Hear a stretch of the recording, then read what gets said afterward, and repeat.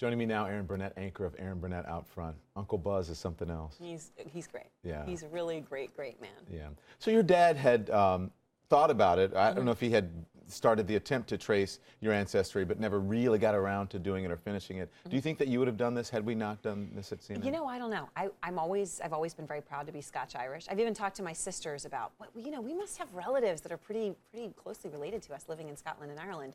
But I'd never actually pulled the trigger to then go explore it. Yeah. So I don't know that I would have, but I'm really glad I did. You know what made me, the farmhouse got me. Because your town was, is it 400 people or? About 400 people in the last census. And your family lived there 50 years, right?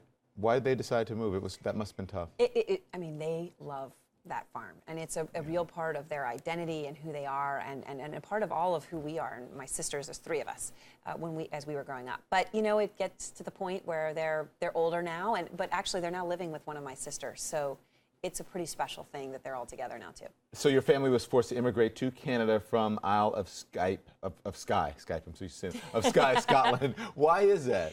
So the potato famine, which hit both Ireland and Scotland, was so horrible. So what happened is it was flush for a while, Don. Right? Things were great. So they were having lots and lots of children, and they were essentially sharecroppers, and they were just getting their land smaller and smaller and smaller. And then when the potato famine hit, they had, you know, less than 2 acres for families of 9, 10, 15 people. That's not a lot. And so they couldn't survive. So I actually have the documents that at that time the government of Scotland said, please leave.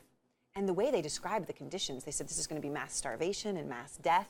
We encourage you, you know, please leave the country. And they actually had a little split. So the Lord, in our case it was Lord MacDonald, would give you some money. The government of Scotland gave people money.